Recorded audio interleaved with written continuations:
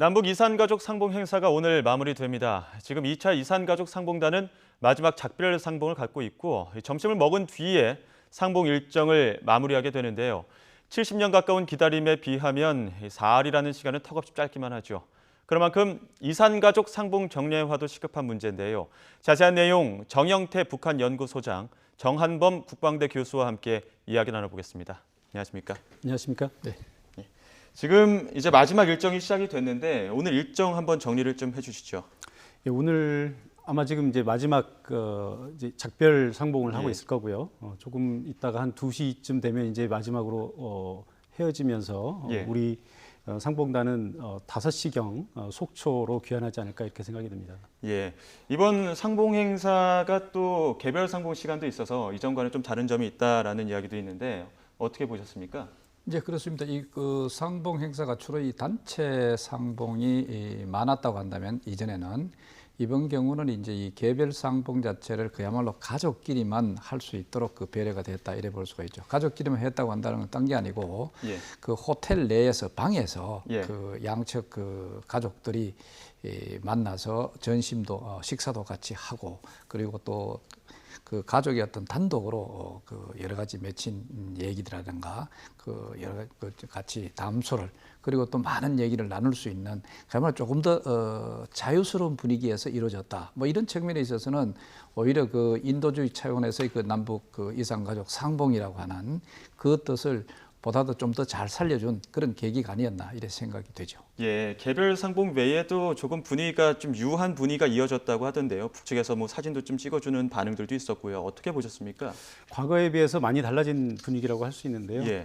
잘 아시다시피 지금 이 이산 상봉이라고 하는 게 70년간 헤어진 가족들이 다시 만나는 거 아닙니까? 예. 그동안 많이 쌓였던 것도 있을 것이고요. 한이 맺힌 부분도 있을 텐데 사실은 12시간이라는 시간도 너무 짧고 뭐 길게 봐서 2박 3일이라고 해도 굉장히 짧은 시간인데 그마저도 가족들끼리 진한 정을 나눌 수 있는 그런 분위기가 여건이 되지 않아서 그동안 많은 아쉬움이 있었습니다. 그런데 이번에 다행히 이 가족들끼리만 오붓한 시간을 가질 수 있는 그런 시간이 짧지만 3시간이라고 하면 너무 짧은 아쉬움이 있긴 하지만 예. 그래도 과거에 없던 이런 기회를 가지게 된 것이 굉장히 다행이 아닌가 이렇게 생각을 하고요. 그동안에 아마 밖에서 보여줬던 많은 모습들 외에도 정말 가족들끼리만 할 수 있는 진한 얘기들이 오가지 않았을까 이렇게 생각이 됩니다. 예. 뭐 그 북한 측에서 행사를 진행을 하면서 함께 눈물을 흘렸던 모습들도 포착이 됐다는 얘기도 있고요. 이전과는 조금 달라진 분위기가 지속이 됐는데 70여 년의 기다림 속에서 사흘 단 12시간의 만남이었습니다. 영상 잠시 보시고 또 이야기 나눠보도록 하겠습니다. 영상 틀어주시죠. 어머니는 한 달 20일 만에 연락 받았잖아요. 미리 했으면 98년을 기다렸잖아요. 건강하셔서 괜찮아서 나는 꿈에도 생각 못했어요. 살아 계시는 거는 꿈에도 못했어요. 이거 기억하세요, 누이? 누이가 18살이니까 20살이니까 이거를 엄마가 돌아가실 때 고이 간직하다가 저를 주셨어요. 이게 70년 만에 누이 찾아왔어요. 예, 화면 보셨지만 68년을 기다렸는데 20일을 채 기다리시지 못하고 돌아가신 분들도 있고요. 안타까운 사연들도 많았는데 기억에 남는 사연이라든가 장면들이 있을까요? 근데 이번에 그 이산가족 상봉의 특징이라고 하면은 사실 이 부부 간에 직접 만날 수 있는 그런 그 시간은 이미 지나갔지 않았느냐 할 정도로 예. 사실 거의 없었다고 볼 수가 있습니다. 그런데 이제 이번에 유일하게 그 부자가 상봉하는 그런 것이 굉장히 그 눈물겨운 어떤 그런 상황이라 볼 수가 있죠. 예. 이 아들의 경우에는 조정지 씨라고 아들의 경우에는 전혀 아버지가 돌아가셨는 줄 알고 있었다. 그렇다면은 아마도 아버지에 대해서 제사까지도 모셨을 가능성도 사실 있겠죠. 그런데 이제 극적으로 이번에 그 부자 상봉이 있었다고 한다는 것은 그만큼 이 이산 가족 자체가 우리한테 참 그 민족에 있어서 슬픈 그런 그 단면이 아니냐 이래 볼 수도 사실 있고요. 그 다음에 이제 이번에 방금 얘기한 참 그 어머니가 한 달 20일 정도만 조금 참아줬어도 예. 그 상봉을 할 수 있는 어떤 기회를 가졌을 텐데 바로 한 달 20일 이전에 돌아가시는 어떤 그런 불운을 또 이래 그 알려주는 그런 상황도 사실은 그 눈물 없이 보기가 어려운 그런 장면들이 아니었느냐 이래 생각이 됩니다. 예. 뭐 교수님 어떻게 보셨습니까? 이상적인 장면이었던가 아니면 뭐 이번 이산가족 상봉의 의미라든가 짚어주실 게 있다면요? 글쎄요, 저는 사실 이제 개인적으로 저희 할머니께서도 북에 이제 오빠가 계신다고 전부터 말씀하셨고 제가 예. 할머니와 같이 이제 백두산에 관광을 갔을 때 할머니께서 북한 넘어가는 다리를 중간쯤 가시다가 오빠를 목 놓아 이렇게 우시던 그런 기억이 있거든요. 예. 저도 이번 그 상봉을 보면서 굉장히 가슴 뭉클한 장면들이 참 많이 있었고요. 아마도 이번 그 상봉의 의미를 짚어본다면 물론 이제 헤어진 가족들이 70여 년 만에 만날 수 있었다는 아주 인도적인 문제 외에도 지난번 4.27 판문점 선언을 이행하는 첫 사례가 된다 이렇게 생각을 하고요. 이게 이제 앞으로 남북 관계의 진전에 있어서 우리가 굉장히 정치적인 문제들 풀어야 될 문제들이 많이 있는데 인도적인 문제에서부터 하나씩 그 신뢰를 쌓아간다면 앞으로 판문점 선언과 관련된 또 남북 종전선언 이런 비핵화와 관련된 많은 문제들이 하나씩 풀려가지 않을까 이런 생각을 해봅니다. 예, 다양한 그 말씀하신 것처럼 첨예한 이해관계 속에서 이번 상봉 행사가 있었는데 그 의미도 이전과는 조금 더 다를 것 같습니다. 소장님 보시기에는 어떤 의미가 있을까요? 사실은 그 이산가족 상봉 행사라고 하는 것은 그 인도주의적인 문제입니다. 이 인도주의적인 문제 자체가 원활하게 그리고 또 약속대로 그 열리고 그리고 또 이것이 이행 실천이 된다고 한다는 것은 앞으로 그 남북 간의 그 교류 협력 이런 데 있어서도 나름대로 그 청신호를 제공해 준다고 볼 수가 있죠. 그렇기 때문에 이번에도 물론 이제 이산가족 상봉 행사 지난번 그 판문점 남북 정상회담 이후에 선언 이후에 그래서 이행 실천 차원에 이게 이루어졌다고 볼 수가 있죠. 또 이어서 아마 10월이나 한 11월쯤 해서 또 그 남북 이산가족 상봉 행사들이 사실 이루어진다고 한다면은 남북 간에 있어서 나름대로 그 인도주의적 차원에서나마 신뢰가 구축될 수 있는 하나의 계기를 마련해 준다. 뭐 그런 의미를 갖고 있다고 볼 수도 있겠습니다. 예, 모쪼록 또 이번에 올해 또 다시 한번 열릴 가능성도 있다 보니까 또 그런 부분에서 보자면 어떤 시발점이 되지 않을까 이런 생각도 드는데요. 이번 상봉 행사를 통해서 뭘 이전에도 말씀을 해주셨지만 고령화 문제가 상당히 심각했습니다. 8, 90대 이제 어르신들이 거의 80% 이상을 차지하고 있었는데요. 어떻게 보셨습니까? 아까 우리 정 소장님께서도 말씀하셨습니다만 이번 이산가족 상봉의 가장 큰 특징이라고 한다면 예. 사실은 가장 가까워야 될 부부간 이산 부부들 이런 부부들은 이제 거의 다 돌아가셨고요. 예. 심지어는 부모 자식 간의 상봉도 굉장히 그 건수가 굉장히 적고요. 그렇죠. 대부분의 대다수가 조카와 상봉하는 뭐 사촌 간에 상봉하는 이런 것들이었고 그나마 좀 가까운 것이 형제 간의 상봉 예. 뭐 이런 문제라고 본다면 역시 이제 이산가족 1세대들이 다들 이제 고령화돼서 이미 사망했거나 그래서 한쪽에서 찾아도 다른 쪽에서 만날 수 없는 이런 상황이라고 생각을 합니다. 예. 그래서 그 이산가족 문제가 인도적인 문제라고 하는 것은 이미 이제 우리가 누차 말씀을 드렸고요. 정치적인 문제를 떠나서 이제 이산가족 문제는 정말 더 이상 시기를 늦출 수 없다. 이게 더 뭐 10년, 20년 지나서 사촌들 간에 또 뭐 5촌, 6촌들 간에 이산 상봉한들 그게 무슨 의미가 있겠습니까? 그래서 이산가족 상봉의 문제만큼은 정치적인 문제와 분리해서 인도적으로 최우선적으로 이렇게 우리가 추진해야 되지 않을까? 북한 쪽에서도 이제 80, 90대 노인들이 뭐 정치적인 얘기를 하면 또 어떤 얘기를 하겠습니까? 이게 예. 이산 상봉을 통해서 생기는 내부 체제의 어떤 그 관리 문제 이런 것들을 북한 쪽에서 아마 많이 신경을 쓰는 것 같은데 이제 북한 쪽에서도 이런 부분에 대해서 좀 마음을 열고 접근할 때가 아닌가 이렇게 생각이 됩니다. 예, 말씀하신 것처럼 정례화가 가장 우선돼야 된다는 말씀해 주셨는데 현재 이산가족 등록자 수가 13만여 명이고 생존자가 5만 6천여 명입니다. 네. 계산을 해보면 지금과 같은 규모의 그 상봉 행사가 500여 회 정도는 더 있어야 이산가족들이 모두 만날 수 있는 기회를 갖는다 이런 통계들도 있던데 이 정례화에 대해서 문 대통령도 필요성을 강조했다고 하던데요. 그렇죠. 이게 뭐 저는 오히려 정례화라기보다는 이것이 좀 자유스럽게 이루어질 수 있는 쪽으로도 발전해야 되는 것이 아닌가.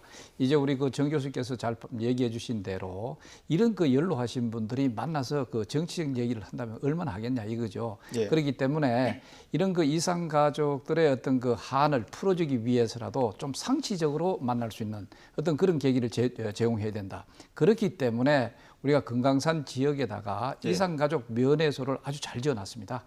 그것을 이제 다시 이제 앞으로 금강산 관광 사업이 다시 그 활성화된다라든가 뭐 이것하고도 관계 없이도 이 이산가족 면회소를 다시 재개를 해서 여기 이것을 통해 가지고 이 이산 가족들은 자주 만날 수 있고 또 만나기 원할 때 또 물론 이제 북측은 북측대로 우리는 우리대로 가족의 어떤 생사를 확인을 해야 되겠죠. 그래서 1차적으로는 남북한이 그 생사를 확인할 수 있는 이 작업부터 확인이 돼야 되고 그다음에 이어서 이걸 만나는 것은 물론 꼭 직접적으로 만나는 것도 중요하지만 어떤 그 편지로라도 예. 서신으로라도 이것을 만날 수 있는 어떤 그런 것도 제공해 줘야 되고 아니면 또 화상도 됩니다. 요새 우리가 인터넷이라든가 이런 예. 것이 얼마나 잘 발달되어 있습니까? 사실 북한에도 마음만 먹으면은 이런 것을 충분히 할 수 있는 그런 정도의 그 과학 정도로 발전돼 있다 이래 볼 수 있거든요. 뭐 이런 것들. 그리고 이제 이런 이산가족 상봉 행사 자체도 이렇습니다. 이분들이 이 만남 자체가 만날 때는 굉장히 기쁠 겁니다. 그러나 이 헤어짐이 만남보다도 더 괴로울 수가 사실 그렇죠. 있죠. 예. 그렇기 때문에 이 단말마적인 어떤 그 눈물을 흘릴 수밖에 없는 그런 상황을 우리가 창출한다는 것도 이것도 죄입니다. 자, 그렇기 때문에 이분들도 한 번 만났으면은 지속적으로 그 서신이라든가 여러 가지 형태를 통해 가지고 연락을 주고받을 수 있는 그것만이라도 주어진다면은 이산가족 상봉이라고 하는 그런 인도적인 문제를 우리가 해결해 나갈 수 있지 않겠느냐 이래 생각이 되죠. 예. 정례화도 중요하지만 상시적인 연락 체계, 뭐 네. 접촉 수단 같은 것들을 우선적으로 만들어줘야 될 필요성을 말씀해 주셨는데. 그렇기 때문에 여기에 대해서 하나 더 얘기한다면은 네. 우리 남북한이 사실 그 이산가족 상봉이라고 하는 이런 것을 포함해서 좀 인도적인 어떤 그런 차원의 인도적인 어떤 그 교류, 예. 그 합의라든가 이 선언을 같이 할 필요가 사실 있지 않겠느냐. 예. 그렇게 이 선언을 통해서 그게 이산가족 상봉 행사의 여러 가지 정례화라든가 아니면 자유적으로 이것을 만나게 할 수 있는 어떤 그런 것을 우리가 남북한이 앞으로 그 합의를 한다면은 보다 더 분위기가 좋아지지 않겠느냐, 예. 보다 더 좋은 환경이 생기지 않겠느냐 하는 생각입니다. 그에 앞선 공식적인 공동 선언도 좀 있다면 더욱더 네. 좋을 것 같다는 말씀해 그렇죠. 주셨는데 어떻게 보십니까? 올해 안에 이산가족 상봉 행사가 한 번 더 열릴 가능성도 있다고 이제 보도가 들어왔었고 그리고 앞으로 또 정례화할 가능성들도 계속 이야기를 하고 있는데 이게 가능할 거라고 보시는 겁니까? 글쎄요, 올해 안에 한 번 더 하는 것은 뭐 충분히 가능하다고 생각을 합니다. 예. 다만 문제는 이제 남북 간의 비핵화 종전선언 이런 협상과 관련해서 북한이 이것을 어떻게 전략적인 카드로 또 정치적으로 생각을 하느냐 하는 문제고요. 예. 북한이 이 이산가족 문제를 정치적으로만 해석하지 않고 인도적인 측면으로만 해석을 한다면 길은 충분히 열려 있다. 아까도 말씀드렸습니다만 북한이 이산가족 문제에 있어서 이산상봉에 있어서 꺼리는 가장 큰 이유는 남북 가족들이 만났을 때 나중에 체제를 유지하는데 좀 부담이 될 거다라고 하는 그런 요소가 가장 크다고 볼 수 있는데요. 잘 아시다시피 이제 80, 90대 노인들이 이 정치적인 얘기를 해서 뭐 북한 체제에 큰 변화가 있을 것 같지도 않고 또 이미 북한 사회 내에 한류라고 할 수 있겠죠. 한국 뭐 드라마나 노래나 이런 것들이 많이 다 들어가 있는 상황에서 예. 굳이 뭐 이산 상봉을 가로막아서 그게 가능할 것 같지도 않고 제 생각에는 북한 당국자들이 좀 마음만 허심탄회하게 연다면 충분히 이 정례가 가능하다. 그리고 제가 제일 강조하고 싶은 것은 예. 무엇보다 지금 수많은 이산가족들을 한꺼번에 상봉시킬 수는 없으니 최소한 생사만이라도 확인할 수 있을 거다 이렇게 생각을 하고요. 그게 아마 최우선적으로 이루어져야 되는 과제가 아닌가 이렇게 생각을 합니다. 예, 구체적인 방법들을 하나씩은 짚어주셨는데 공동 선언을 통한 연락 체계 죄송합니다. 연락 체계를 구축을 하고 또 교수님께서는 생사 확인을 통해서 어쨌든 그런 가능성들을 계속 지속을 해 나가야 된다 이런 말씀을 또 해주셨습니다. 주제를 조금 바꿔서 또 이야기를 해보도록 하겠습니다. 도널드 트럼프 미 대통령이 폼페이오 국무장관의 방북을 전격적으로 취소를 했습니다. 여기에 대해서 어떤 의미가 있다고 보십니까? 소장님부터 말씀 부탁드립니다. 물론 이제 한 3일 전만 하더라도 폼페이오 대통령이 그 소위 이제 그 김정은 정권에 대해서도 상당히 그 우호적인 발언도 하고 지금 그 비핵화와 관련된 여러 가지 협상이라든가 이 회담 자체가 잘 돌아가고 있다고 하는 그런 판단을 사실 했죠. 예. 그렇기 때문에 이번에 또 동시에 또 폼페이오 장관이 그 북한을 평양을 방문하게 된다고 하는 또 공식적인 선언을 사실 했죠. 자, 이렇게 된다면은 지금쯤 이제 나름대로 미국이 요구하는 북한이 비핵화와 관련된 어떤 핵 리스트라든가 이런 것을 내놓고 그 다음에 또 미국은 미국대로 지금 북한이 지속적으로 요구하는 것이 종전선언이 또 우선되다고 하니까 이 종전선언과 관련된 어떤 해결도 어느 정도 가닥을 잡았구나 하고 하는 것이 사실 일반적으로 알려졌었죠. 예. 그러나 실질적 내용적으로는 그것이 좀 삐걱거리지 않았느냐. 그렇게 되면 잘못돼 버리면은 폼페이오 장관이 이번에 구구절 이전에 소위 그 북한의 정권 수립일이죠. 예. 이 이전에 또 가서 미국이 원하는 대로 비핵화 리스트라든가 이 실질적인 소위 진정성 있는 이 비핵화 절차라든가 이런 것을 뒷받침해 줄 수 있는 합의가 사실 없을 경우에 왔을 땐 또 빈손으로 오지 않았느냐. 그럼 결국 폼페이오 장관은 구구절 행사를 어떤 면에서 뒷받침해주는 경축해주는 어떤 그런 사절로 오히려 자리매김해버릴 수도 있겠다.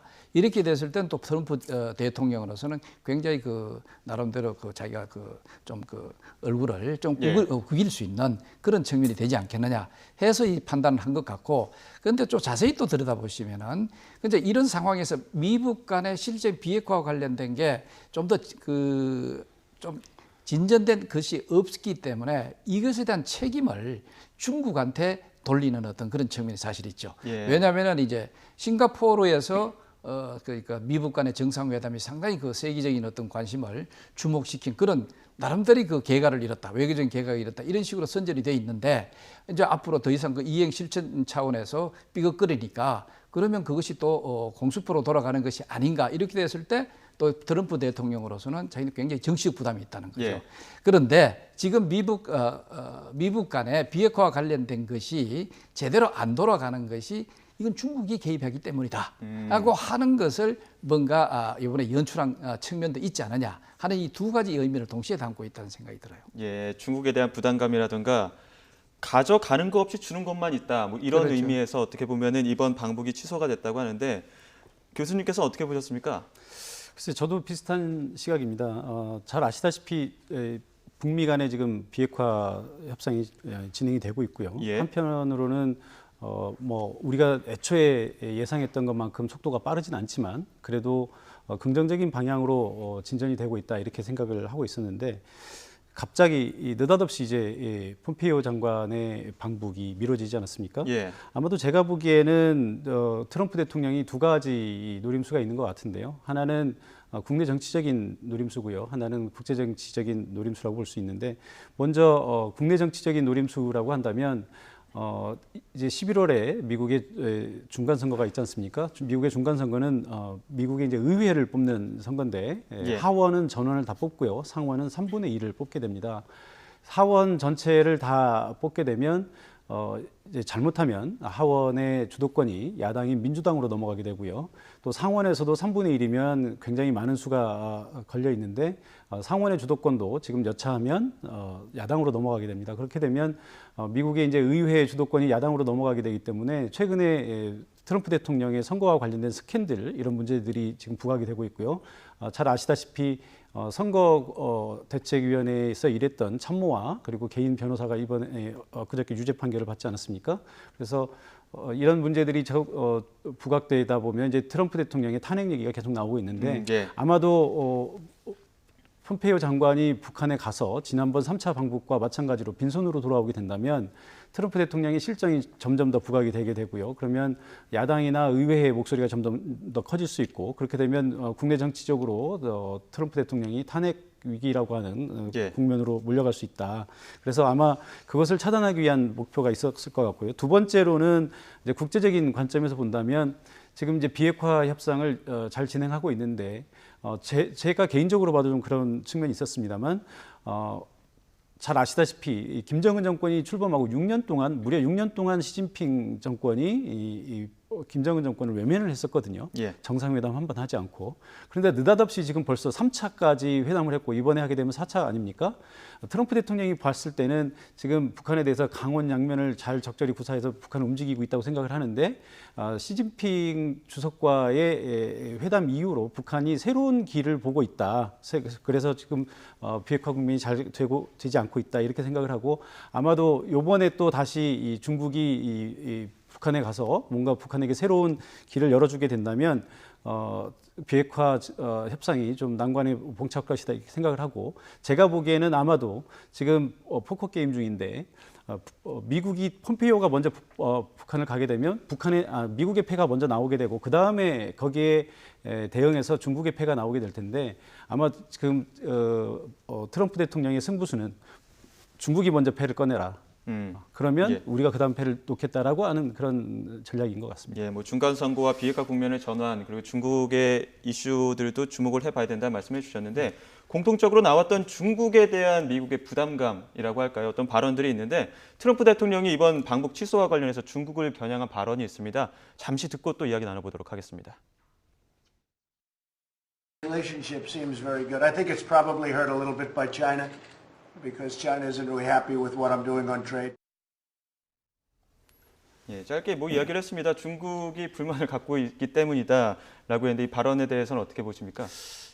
미국이 중국에 대해서 그 불만을 갖고 있는 것은 뭐 예. 지극히 자연스러운 것 같아요. 왜 예. 그러냐면은 물론 우리 여러 가지 외신이라든가 이 방송 특히 언론을 통해서 지금 북중 간에 물론 이제 그 정규적인 것이 아니더라도 비합법적인 어떤 그런 교류라든가 이런 것들이 상당히 늘어나고 있다고 알려지고 있거든요.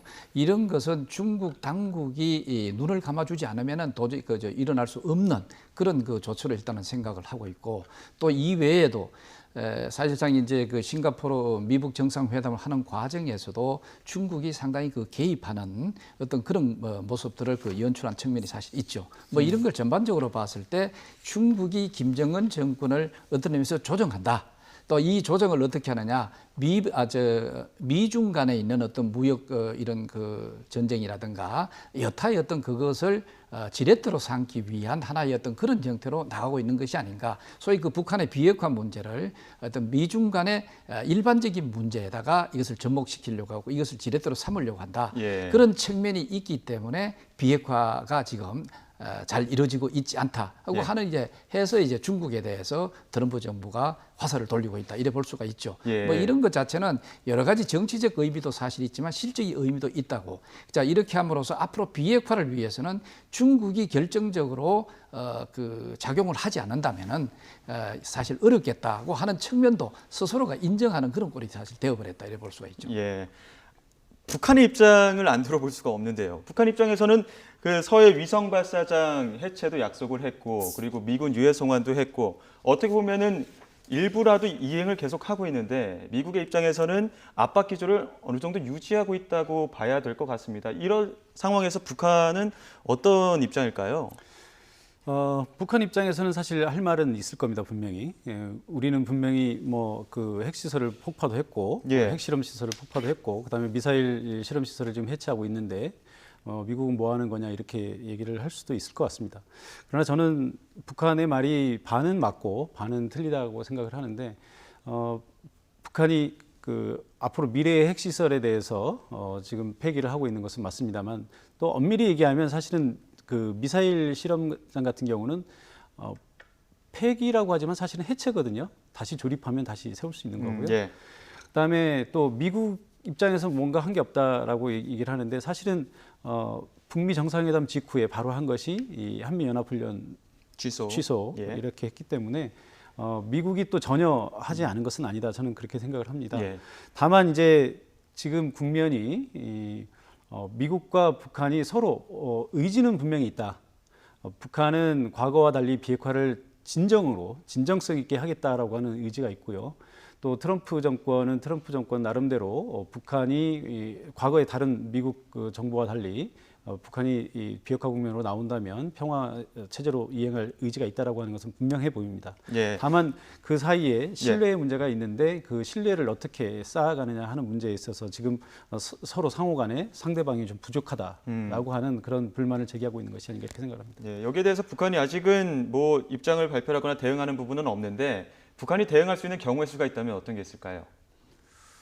뭐 그 지금까지 이 북한이 그 불만을 미국에 대해서 불만을 표출하고 있는 그것을 좀 지속하지 않겠느냐 하는 생각이 예. 듭니다. 불만이라고 하는 것은 자기는 자기대로 핵실험장도 지금 폐쇄를 했고 그 다음에 또 미사일 시험장 자체도 엔진 시험장이죠. 그것을 지금 해체 중에 있다. 뭐 이런 것. 그 다음에 미군 유해 성환 이런 것도 했는데 그러나 미국은 오히려 대북 제재를 더 강화하고 이것을 강조하고 있는 그런 측면에서는 완전히 그 이율 배반적이다. 그렇기 때문에 앞으로 보다 더 잘 나가기 위해서는 미국의 신뢰가 필요하다 하는 형태로 상당히 그 강하게 질타를 하면서 앞으로 그 미북 간의 그